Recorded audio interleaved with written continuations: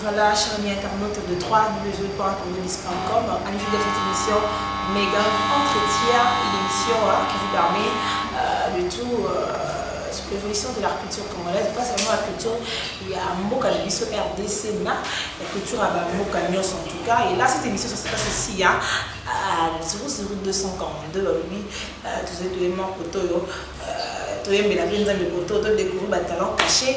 Ils ont rappelé dans mon gamme la mission parce que nous avons sur Congolais, mais nous, Kaboli Bisso Kaka, Maïdé Kaboli Bisso. Et là, je dis un grand merci à tous les internautes pour la Priscilla, Mankongi à la brigade.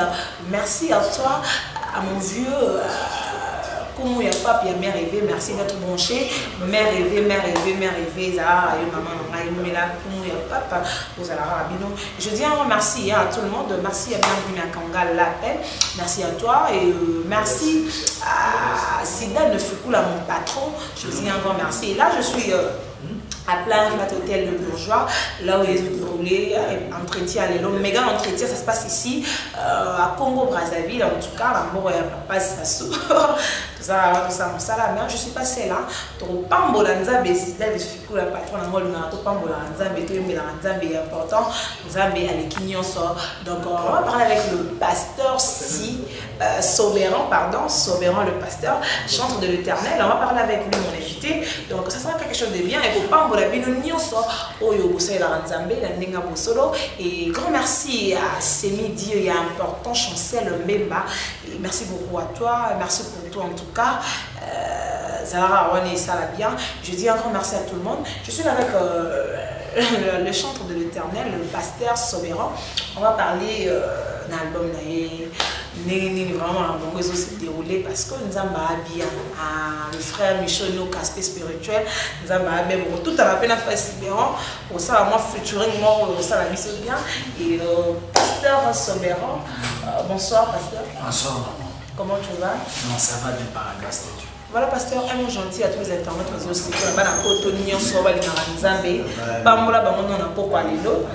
voilà.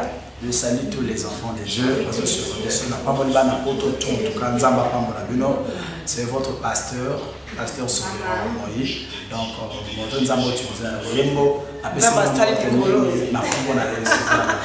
voilà, pasteur Soberan Moïse, mon patron. Nous amenons ma foute à la bio sur les alliés et ça l'a bien bio sur les alliés mais dans l'entretien de Gora toujours qui toque Michel No aspect spirituel ma frère Azembélé ma frère Henri Papa Moulaja et pas y arriver déjà dans les zones sous on peut pas vouloir alors le pasteur Soberan santé dans le milieu et l'élo pasteur Soberan la Kati les bandes pour la mélomane ne soit la ranzam et bandes ils ont déguisé. Bon, nous avons qui appelle déjà, d'abord il m'a déclaré à l'âge de 8 ans, dans la chorale, tout ça, et après à l'âge de 10 ans, nous avons dit dirigeant de la chorale de Bisso, l'église pentecôtiste, c'est comme ça que nous avons dit dans Nzambé. Nous avons fait l'album de Bosso en 2003, deuxième album en 2009, maintenant nous avons le troisième album, nous allons sur le Kotaka, donc voilà. Parlons de première, deuxième et le troisième. Feedback est à Congo Brazzaville, tout le Congo qui est des bâtiments écologiques. En tout cas, feedback est dans Brazzaville. Mais ça s'appelle la salle qui m'a montré la chaîne de mais tellement que manque un producteur. En tout cas, le bon a et ben donc le troisième album on donne tout cas dans un média en tout cas et message papa moi mis sur ma case pour ça quand même promotion. Et alors il a venu dans les motivés qui au Lilo. Premier album similaire on peut dire. Deuxième le troisième, tout le monde d'Elix Arlo, Yaya, superviseur le plus frais et à moto, coaching accéléré, kaka, Lilo, maintenant vous le pasteur Soberan. C'était Nilo, on est le captivé qui n'ont pas peuple de Dieu. Ils ont d'abord un message de PC, ils ont un message d'espoir de Melibota Nzambé. Cet album est allé sur le Kotaka. Donc ils ont un message d'espoir de Melibota Nzambé. Alors nous avons un 4 un Samuel chapitre 16. Vers le premier verset jusqu'à verset 12, comme on a dit, nous avons David Nazamba, en tout cas, il a Pamba Nazamba, le côté, à commission au Israël. Donc, il a un message qui nous exporte de Méli Bouta Nazamba, tu vas Nazamba, tu vas désespérer, on va avoir des problèmes, tu vas avoir sur le Kotaka.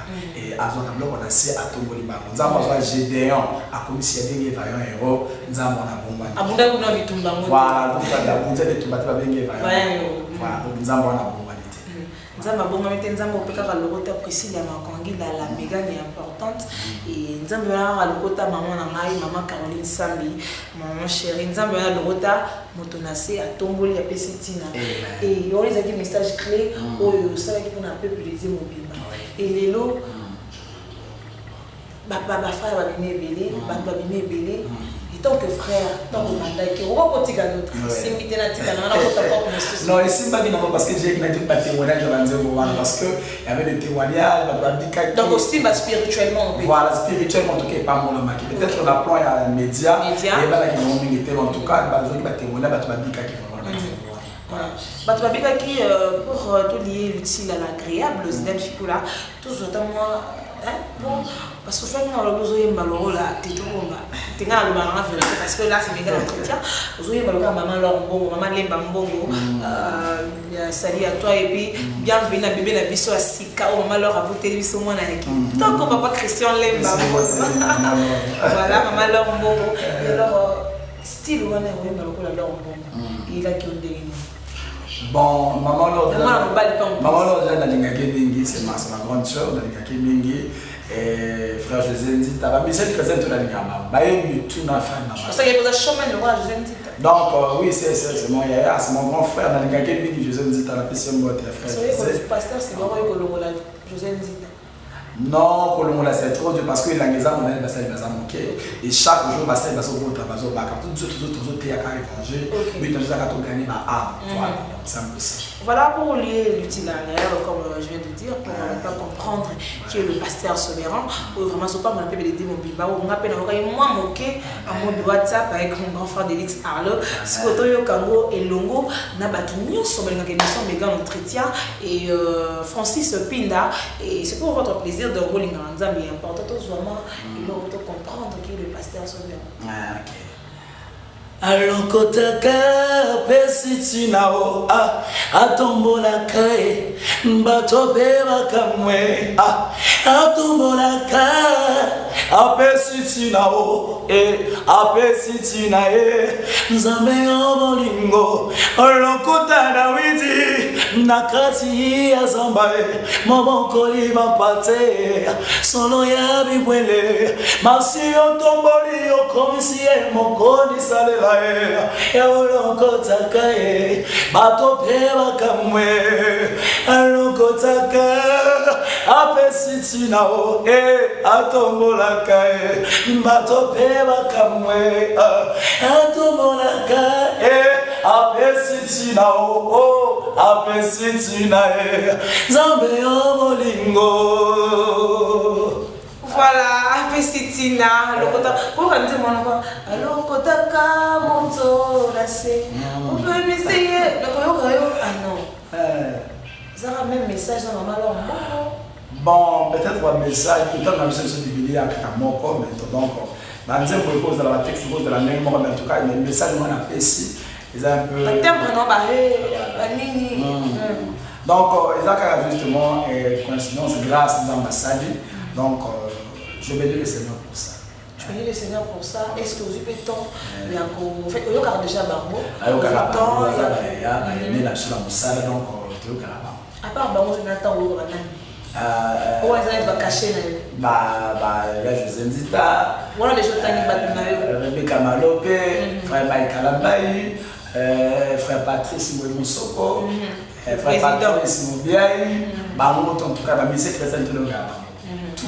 Tout cas et style wana il a des intimes style wana il a style de danse pèse autant pour la rendre bien parce que quand il va les styles sud-africains les styles sont bêtes en tout cas il faut dans un bien bon en tout cas tu as des demandes et les appels tous les jours sur mon téléphone bah tu vas demander la cible. Voilà, on va parler de 3 titres au Pessibiso. Le pasteur c'est Sobéran, pardon, on dit 6. ici, là, c'est Soberan, le pasteur Soberan, je parle de la vie. Les pasteurs, tous ont mis leur maman, leur bongo, et tous ont mis leur moment, ça a plaisir. La bâtinière, sur l'émission, les gars, on va pas me la rentable de partout, tout comme ça, parce que l'autre va être au de la rame. Vraiment. Malgré voir, moi, ils ont mal à monter, c'est ma bonne idée. Donc, ça, la bien, on va aller chez nous. Moi, on va dire, maman, là, on va dire, télé. Oh, ok, il y a beaucoup de choses, on s'en fout de là, on va dans sa présence. Vraiment, je me le là.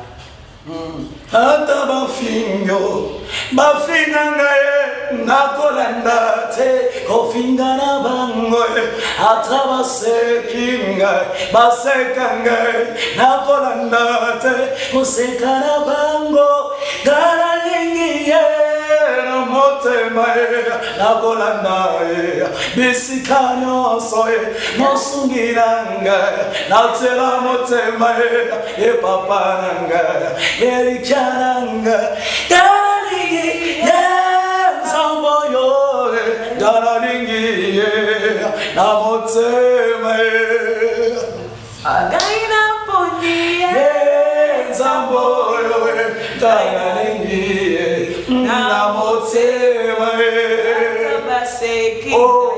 Basekanga, Nakolanda, Basekana Bango.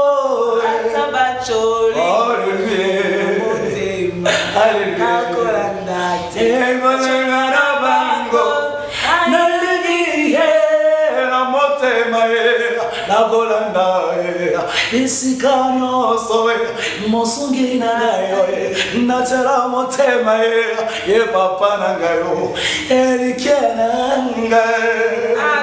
Non, c'est vraiment formidable, vraiment. Voilà, tabo tonginga, tabo choli biso, tout la na biso te. Biso to koyika na mpiko, abolongo la seli mbebo la biso ko tatola, nzamba za monene. Vraiment merci le pasteur Sibora au pambo la peuple de Dieu, vraiment. Il y a important le but atabo seki megane, poseka na vino, to kolanda. Amen. Rappelle-moi bien. Non, megane. Comment la vino, parce que sans âme de pasteur Soberan, vie exaltée. Amen. Sans âme Jésus n'a pas de sens. dans le baron la bombe sans Dieu sous ma scie, je suis nul.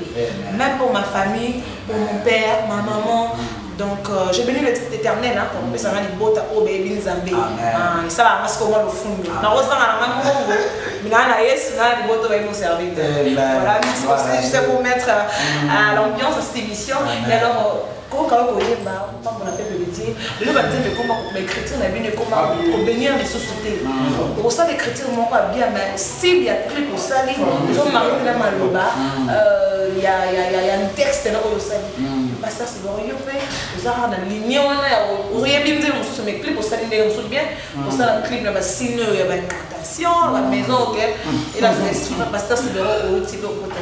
Non. Biso to c'est là toujours nous avons mettre na chez aïe sur masia toujours au Kenya les bandes de bibliaté tout fait ça na kata biblia donc jusque là nous avons tout parce que c'est pas nzembo parce que pasteur na yona yemba ke ta pas ça nzembo nous a inspiré na nzembo les nzembo ils vraiment profond donc toujours joie tout ça vraiment biloko nzembo li mona nzamba pesi mais tout pesi on a des bottes na nzambe ba na nzambe da zoka 3 titres na télévision ba vraiment béni ba pesa chose pour na nzembo ko zala vraiment béni parce que ça nzembo ko vraiment ils a inspiré. Et ça m'a dit, mais ça a inspiré différence les Arabes, adoration de la louange.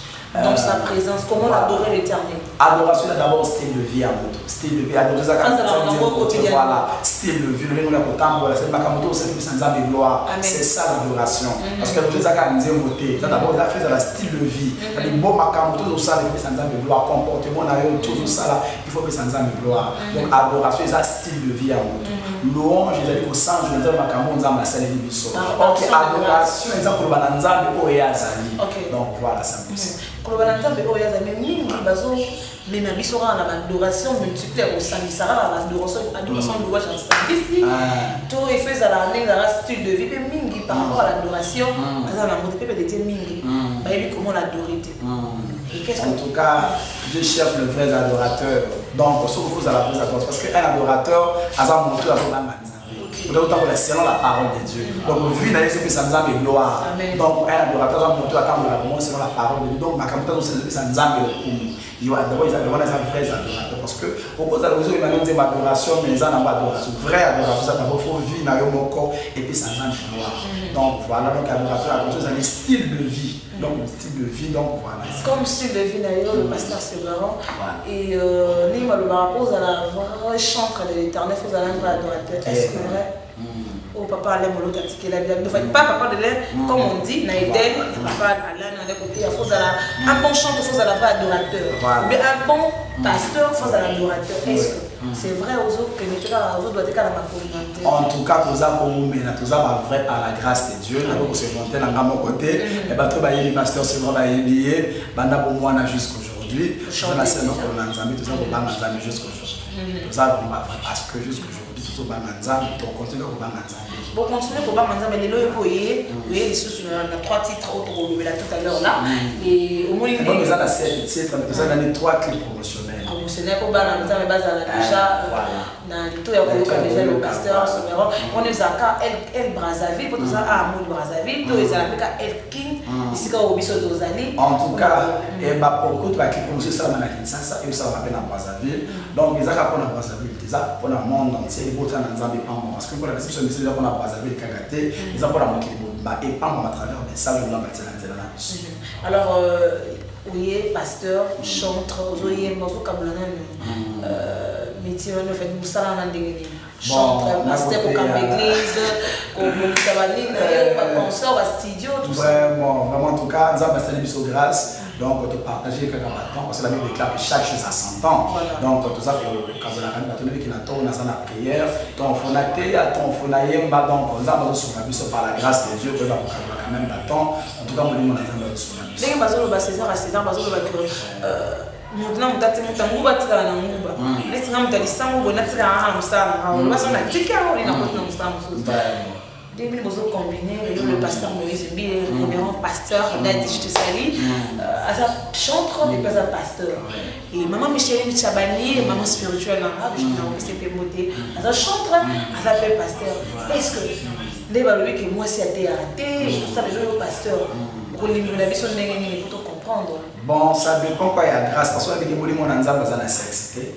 Donc moi ça peut dire pour dans un ministère moi si dans un ministère moi en tout cas ce que moi si on a zanza il est en tout cas dans la surveillance moi si moi je suis dans la grâce moi je suis dans la bengi donc on a en tout cas on a besoin de soutenir parce que on a dans la sexité. Donc on la prend on a passé parce que on a besoin de quitter la donc on a besoin que ceux qui ont dit moi si n'a pas côté les gens ça qui était non ceux qui ont dit là toujours le par rapport à pasteur voilà pastorat parce que c'est que pour la loi qui passe là bas dans l'église parce que là qui n'a pas on est au temps de la CMD mais moi c'est côté problème ceux qui ont béni à sa grâce na parce que on a nzambe à c'est pasteur de Lukamba, bonsoir à toi papa.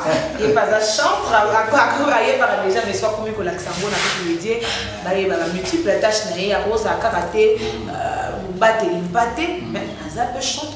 Une mission moi, tout la musamba, tout nyon so, dit maranza mbete, mais bah kinzamba azali, kinzamba azali na kinité. Comme il m'a dit, Congo qui te sert la bonne de la famille Congo Brazzaville, je sais pas. Non, juste le Karanza mais n'engage. Avec le style de vie, la prière pour les amis. Non, ils allaient parce que Bambo quand ils allaient là, tu m'as bonné là, quand on a besoin de distraction. Même la RDC là, tu m'as bonné dans la profondeur, ils allaient là, tu me souhaites le temps pour la Nzambete. Donc ça dépend de la montée. Et ça on a plaisir celui qui pasteur sur le et puis la Kinshasa. Parce que dans la Kinshasa c'est la même parce que déjà Kalamini était dans la voilà, et ça la bien mis sont vraiment pour un pasteur, on a dit so Chabani, Micheline Bonzalé, ma maman et voilà. Maman sociale. Alors parlons d'un album Otomoni Awa Moto Yanzambe Loba.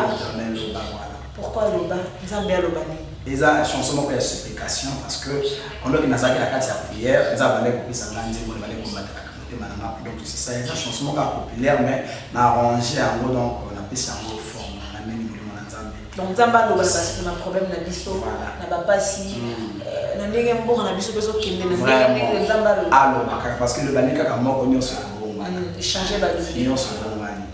Amen. Et Loba déjà ils ont pas mon amana nyon sur Nzambe et moto Nzambe le fait de l'éternel. Le fait de l'éternel. Le fait de ça rabajo. Na be moli mona kamba tata musanga.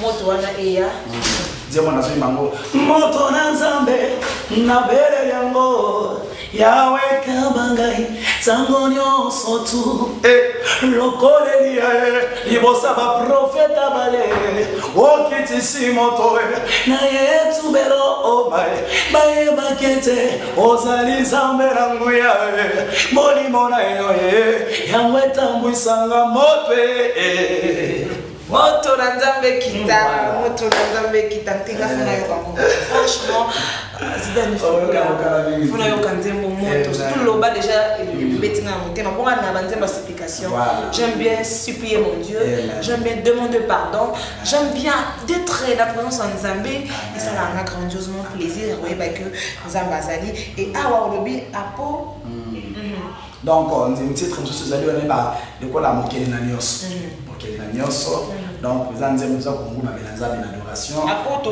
kotaka allo kotaka on est titre phare et bon donc allo kotaka tindela tout ça la frère qui capelle la mode bosso donc moto na nzambe na loma donc loba za titre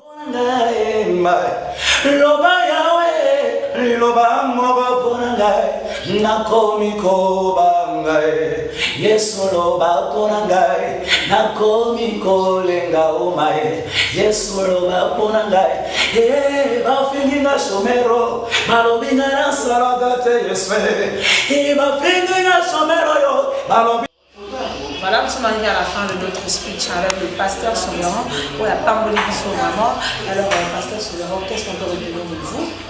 Donc, de partout, on va retenir en ligne. Nous avons demandé vraiment qu'on a posé un soutien à Bota Nzambe, partout dans le monde.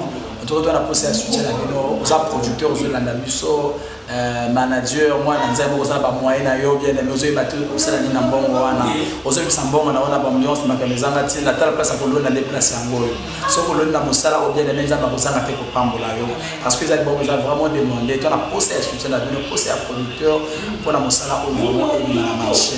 Ceux qui veulent bien abisso, contacter nous, soit bien abisso là 00 242 05 582 08 90. Abandeli 00 242 05 582 08 90. Ce qui est le numéro de pasteur Soleran, et ça la prière, et ça la concert, la production, vous êtes disponible pour le communalisme. Voilà, merci beaucoup pour le numéro de JAPC. Le business est vraiment de Monico de Brazzaville, qui nous a l'habitude à la cour de la mission qui est à Brazzaville. Tout le monde est noté. Et alors, tout le monde peut le dire, tout va la mission vraiment. Merci la minute de le frère Chancel, merci beaucoup à toi. Et merci à tout le monde. Nous sommes arrivés à la fin. Alors, un mot d'abord par rapport à cette émission. Il y a un méga entretien. La CPL Makas n'a accueilli Zamba Pamolayo à soutenir les missions, à partenaires à soutenir les missions qui ne musique qui ne musique à Pambola Mona Pambola Yeso. Que le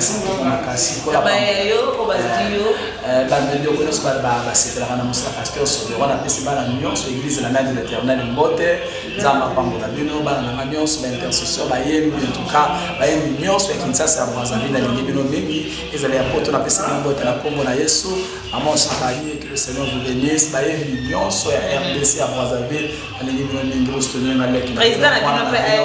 président, papa la mission, Patrice Moussopo.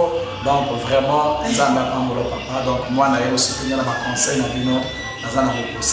Voilà, merci beaucoup le pasteur Soleran et j'espère bien que le partenaire de cette émission, le frère Michonoka, aspect spirituel depuis Londres, et Baza Moussa Nzambe, Michonoka, frère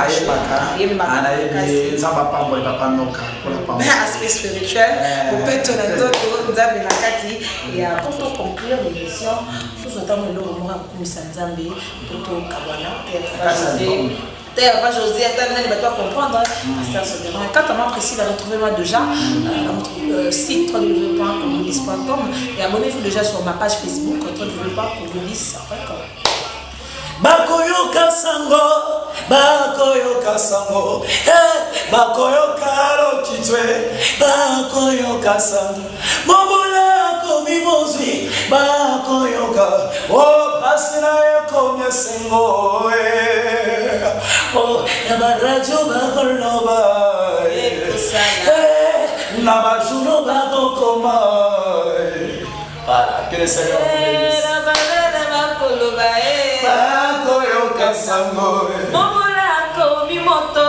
Eko sana lokito. Bye bye. Que le Seigneur vous bénisse. Voilà.